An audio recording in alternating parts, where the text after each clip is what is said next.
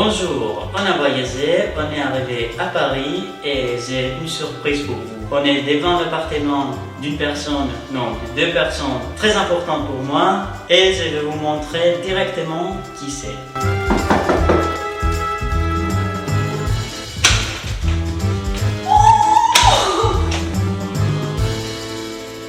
Bienvenue chez les Daleks. Les Aïe en pleine traduction et c'est le nom de leur page Instagram qui est comme ça. Ils habitent dans un appartement bien joli comme vous pouvez voir avec les bureaux et les petits canapés qui étaient mon lit. Après la table à manger et qui s'ouvre, c'est énorme. Et bien sûr les grands canapés verts, mon préféré. Et la cerise sur les gâteaux, les petits balcons où on prend les petits déj. Et oui, c'est comme ça tous les jours, c'était pas que pour les tournages, mais je pense qu'ils m'attendent. À bientôt. On a tout mangé, on a les ventres remplis, et maintenant je vais vous présenter ma cousine et...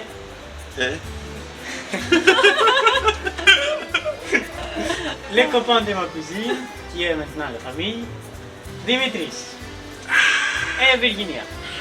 Vir et Vim. Donc je vois que vous avez mis des lunettes et des chapeaux, mais on ne va pas aller à la plage. On doit travailler pour préparer un gâteau, car ce soir on est invité, et on va préparer un gâteau aux fraises. Une pavlova. Qu'est-ce que c'est une pavlova? Est-ce que c'est une tarte? Non. C'est un gâteau au chocolat avec des fraises. Non. C'est pas des bons élèves. Allez, virez.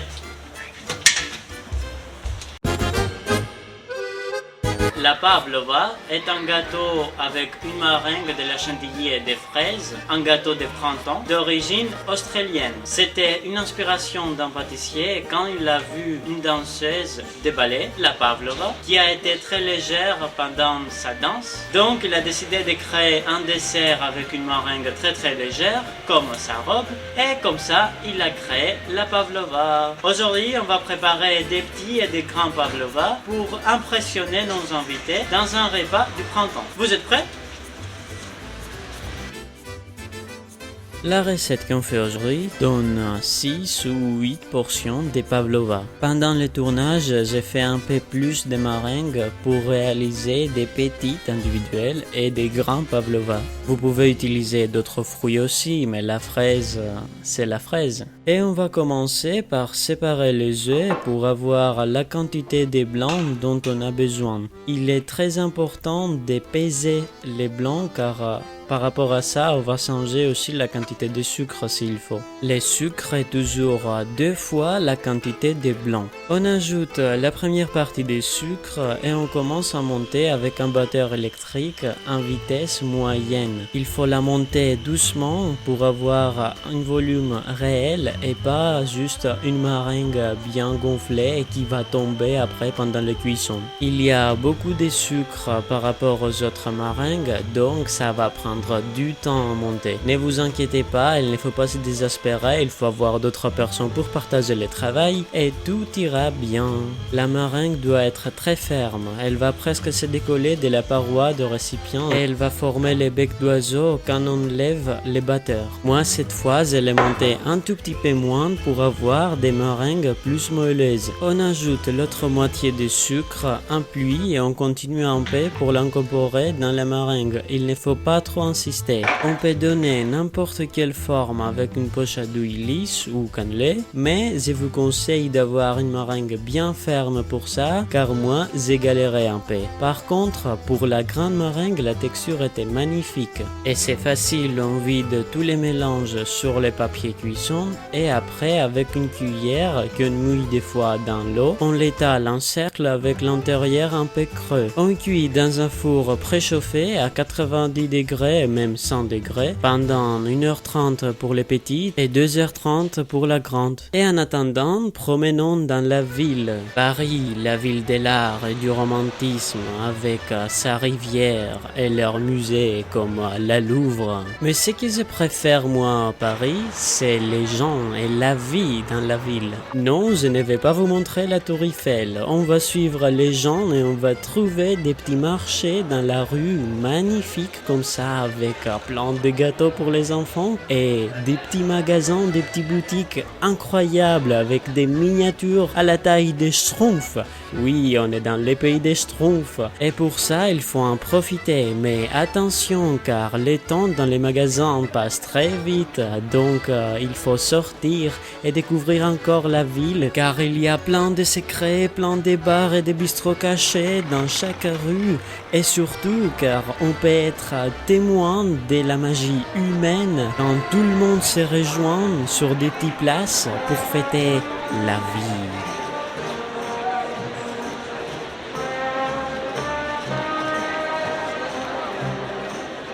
À Paris, on peut trouver des gens différents de chaque côté du monde, mais est-ce qu'on est vraiment différents?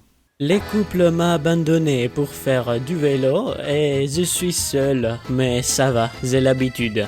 Pour la sauce, on coupe les fraises, on ajoute le sucre et la moitié des moitiés d'une vanille. L'autre moitié des moitiés, on va l'ajouter dans la crème. On mixe bien avec un mixeur plongeur ou même avec un mixeur normal ou avec un blender.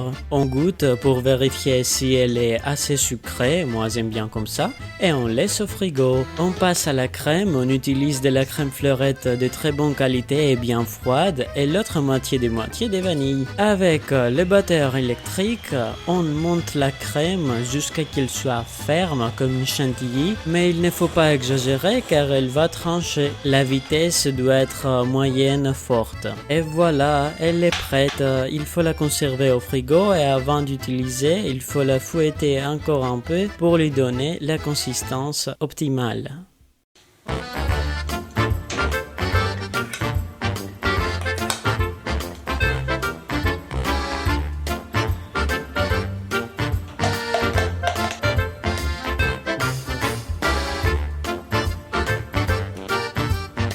Et voilà, la pavlova est prête. J'en ai mis plein de crème car je suis gourmand. Il ne faut pas que la crème soit trop ferme car après c'est un peu gras. On a la robe légère de pavlova et les fruits rouges pour accompagner la passion. Un peu de chantilly pour le nuage. Et maintenant, c'est le moment de dégustation.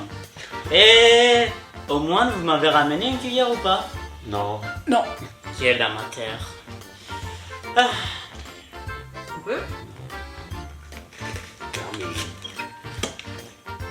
Oui.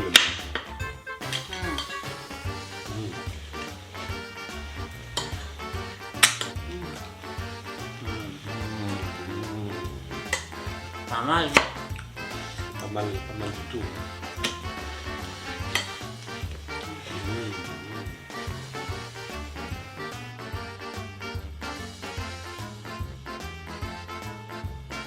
N'oubliez pas que si vous aimez mes vidéos, vous pouvez vous inscrire à ma chaîne. Merci et merci. Allez. Pas mal.